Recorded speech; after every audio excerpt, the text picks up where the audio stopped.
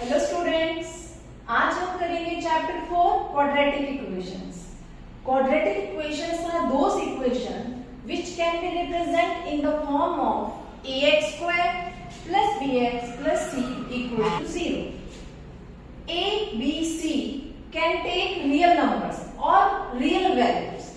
Real numbers or real values means यानी कि A, B, C can take any rational or irrational numbers and x is a variable used.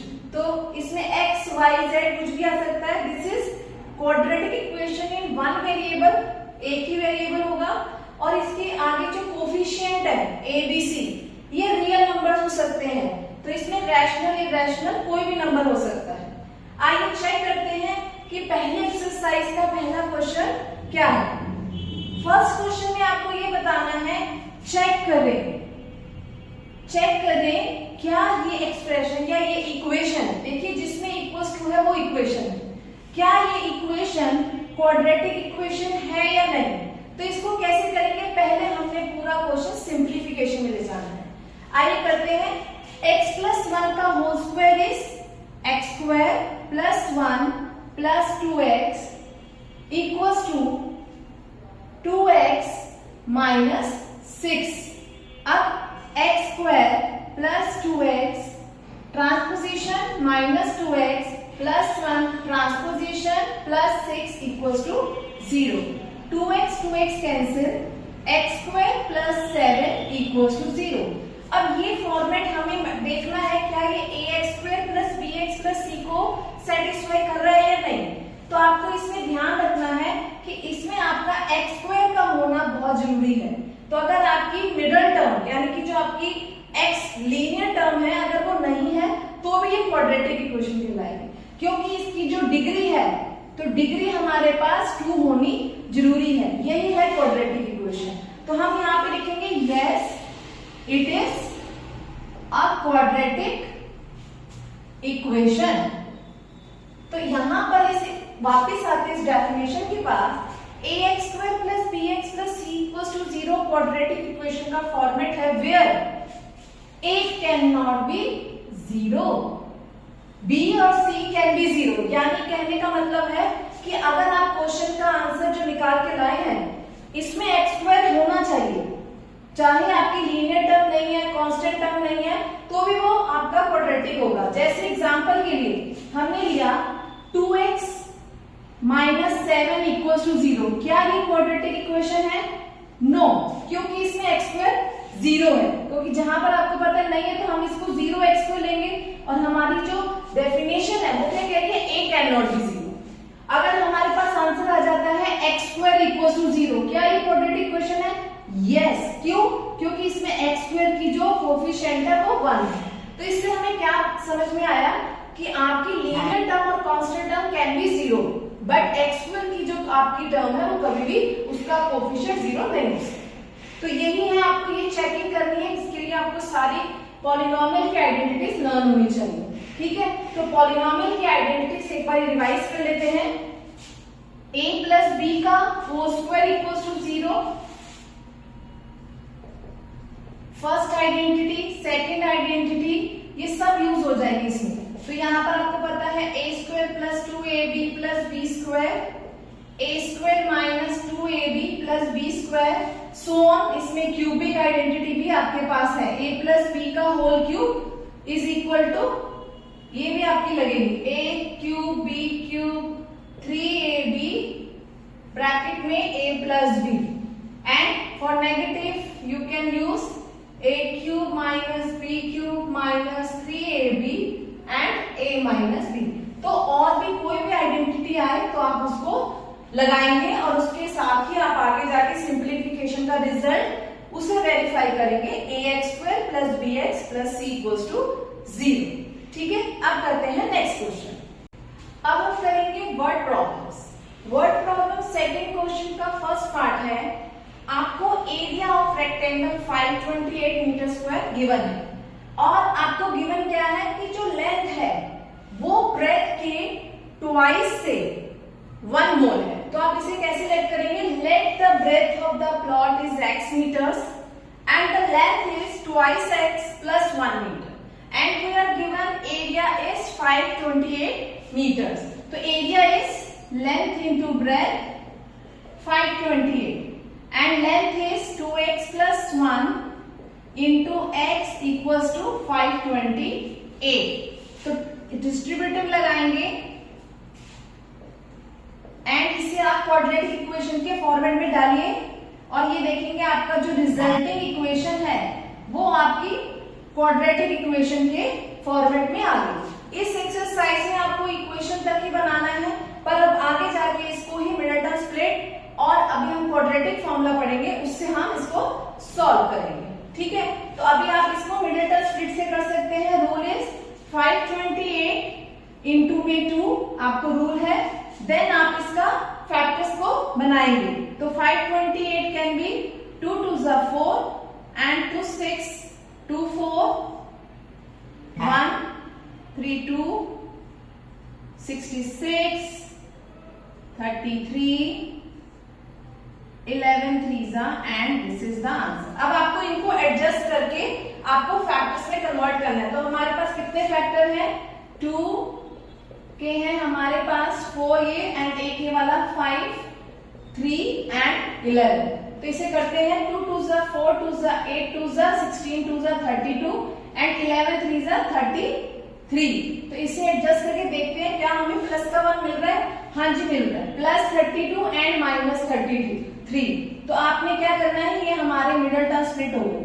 तो आपने लिखना क्या है 2x square plus का 32x, यहाँ पर आप माइनस का नहीं लेंगे प्लस का लेंगे क्योंकि हमें प्लस का 1 चाहिए। तो प्लस का 33 एंड माइनस का 32।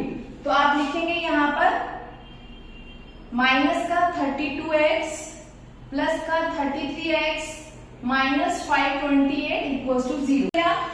प्लस x है, प्लस का 1x चाहिए हमें यहाँ पर, तो आपने फैक्टर कर दिया माइनस का 32x plus 33x। Middle term split है x square minus x common लेंगे यहाँ पर 2x x माइनस 16, यहाँ पर आप 33 लेंगे x माइनस 16, आपके फैक्टराइजेशन हो गया x माइनस 16 2x प्लस 33।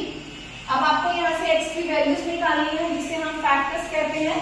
तो फैक्टर्स से हमने जीरोस निकालने हैं। पहले आप एक फैक्टर को रखें, आपका आंसर 16 आ गया। फिर रखें आप 2x प्लस 33 इक्वल्स टू 0, तो आपका आंसर आ जाएगा माइनस का 33 अपॉन में 2। पर आपको पता है ये हमारी जो केस है वो क्या है, एरिया का है, तो इसमें आपकी लेंथ और ब्रेथ नेगेटिव तो हो नहीं सकती। तो आपने इसको लिख देना है रिजेक्टेड, कि हम ये वाला नहीं लेंगे, हमारा आंसर जो निकला वो है 16। तो हेंस आपकी जो ब्रेथ है वो आ गई है आपकी 16 मीटर और लेंथ के लिए you will go for 2x plus 1 यानी 2 into 16 plus 1 32 plus 1 33 metres answer. तो ऐसे क्वेश्चंस के लिए सबसे पहले आपको यहाँ तक आना है। मैंने फिर भी आपको मिडल टर्म स्प्लिट करा दिया है क्योंकि एग्जाम में आपको पूरा ही क्वेश्चन करना है, फाइंड लेंथ एंड ब्रेथ। तो यहाँ पर आपको फर्स्ट एक्सरसाइज के लिए क्वाड्रेटिक इक्वेशन तक रुकना है, बट प्रैक्टिस करते रहे कि हर क्वेश्चन में आप पूरा ही करें। तो आप पूरे क्वेश्चन को सॉल्व करें मिडल टर्म स्प्लिट से। मिडल टर्म स्प्लिट से आप लेंथ और ब्रेथ निकाल के दिखाएं। चलिए करते हैं second question. Next question second part. इसमें आपके पास क्वेश्चन है कि दो कॉन्सिक्यूटिव नंबर्स हैं, उनका प्रोडक्ट हमें 306 दिया हो। तो आप कॉन्सिक्यूटिव नंबर कैसे लेट करते हैं? First consecutive number is x and the second consecutive number is x plus 1 and according to question their product is given x into x plus 1 306। याद रखिए बाइनोमियल हमेशा ब्रैकेट्स में रखें ताकि आप डिस्ट्रीब्यूटिव लगाना ना भूलें। तो x2 plus x 306 को ट्रांसपोज कर ले। अब 306 के हमने बनाने हैं फैक्टर्स।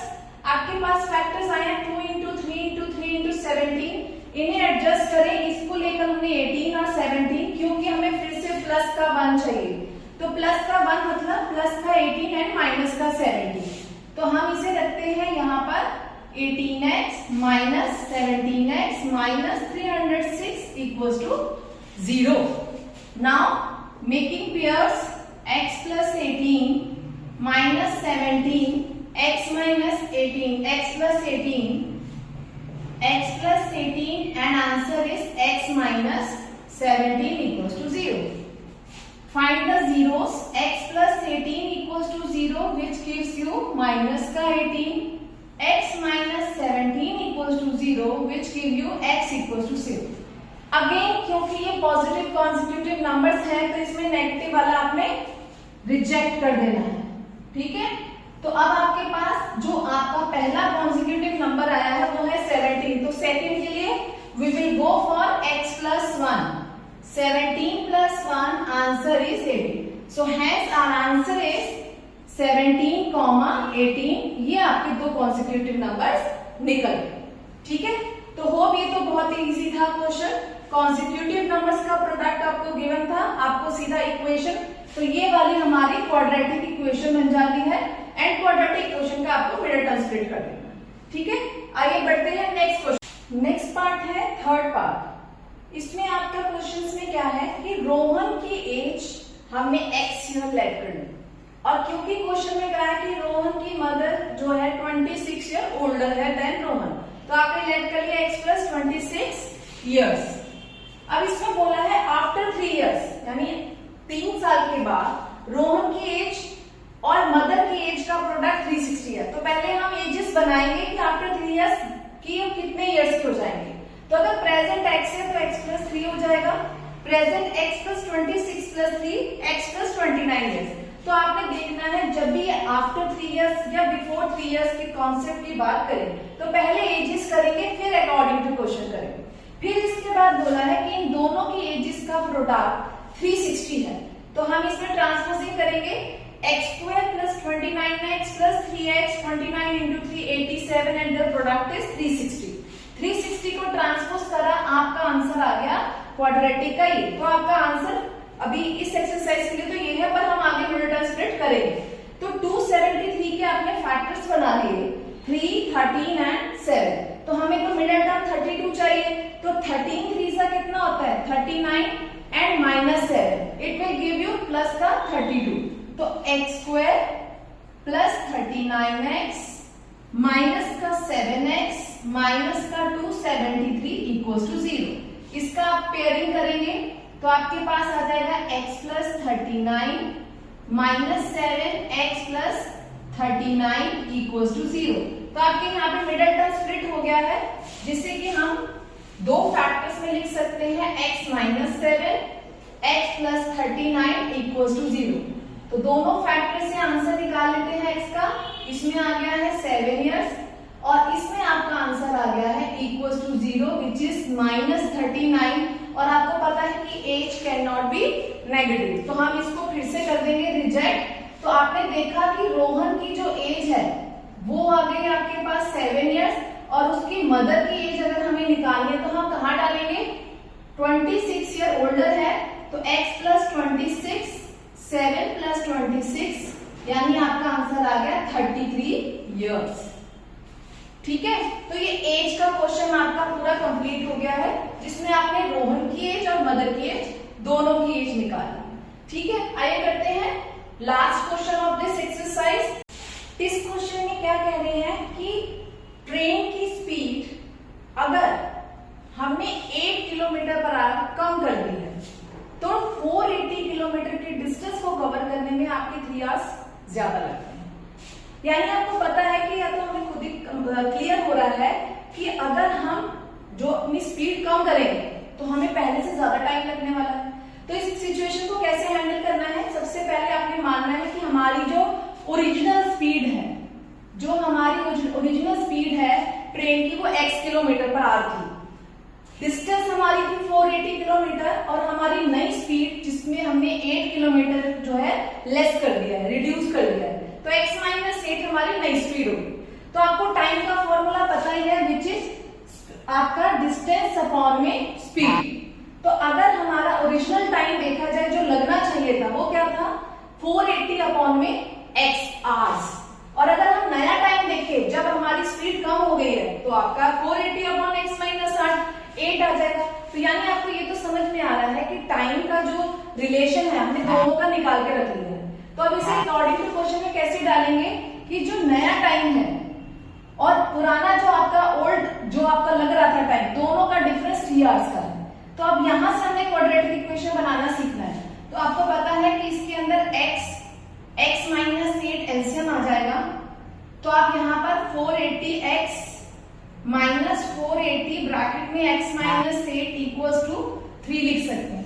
अब इतना कॉम्प्लिकेटेड करने की जरूरत नहीं, आपको पता है इसमें से 480 कॉमन आ रहा है, तो आप इस स्टेट में भी 480 कॉमन ले सकते थे। तो आपने 480 कॉमन ले लिया, x माइनस 8 नीचे x स्क्वायर माइनस 8x करके अभी हम ट्रांसपोजिशन कर देंगे। तो यहां तक आपका क्लियर हो गया है।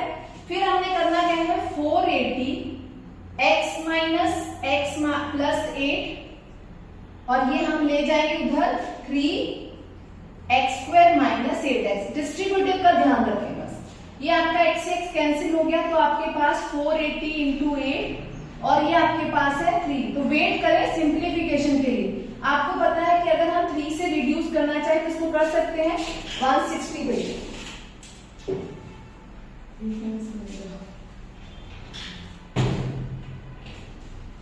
इसमें आपको देखना क्या है कि आपको 480 into 8 3x square minus 8x है, तो यहाँ पर आपका 3 से कट सकता है, तो 160 इंटू 8 है, तो आपका आंसर आ जाएगा 160 into 8 equals to x square minus 8x। इसे आप चेंज कर लें 1280, तो आपका क्वाड्रेटिक इक्वेशन क्लियर हो गई। 1280 इक्वल्स टू 0। अब आपने इसका फिर से भाई मिडल टर्म स्प्लिट करना है। तो देखते हैं quadratic equation x square minus 8x minus 1280 आपकी बन चुकी है। अब आपको इसका मिडल टर्म स्प्लिट करना है। तो 1280 के जो फैक्टर्स हैं उसको हम बनाएंगे कि हमें -8 चाहिए, तो माइनस का 40x प्लस 32x जो है ये आपको माइनस का 8x लेंगे। देन आपको पेयरिंग करनी है, x माइनस 40 प्लस 32 आप कॉमन लेंगे, x माइनस 40, देन आपके दो फैक्टर्स रेडी हो। अब इन दोनों फैक्टर से आपने x का आंसर निकाल लेना है, x 40 किलोमीटर एंड माइनस 32। और आपको पता है कि ये स्पीड का केस है, तो इसमें आपको नेगेटिव नहीं लेना। तो हेंस आपका जो आंसर है वो कितना आ गया, 40 किलोमीटर पर आवर आपका स्पीड का आंसर आएगा। तो ओरिजिनल स्पीड आपने निकाली है 40 किलोमीटर पर आवर। कभी कभी इसमें टाइम निकालने को भी बोलते हैं, जब आप केस स्टडी क्वेश्चन में जाएंगे तो अगर आपको नया टाइम चाहिए तो आपने उसमें डालना है, और अगर आपको ओरिजिनल टाइम चाहिए तो आपको इसमें डालना है। ठीक है, तो आज की जो है आपको पूरी एक्सरसाइज क्लियर होगी। तो इसको एक बार खुद से दोबारा जरूर करिएगा, और जो भी डाउट हो वो आप चैट में पूछ सकते हैं। Thank you.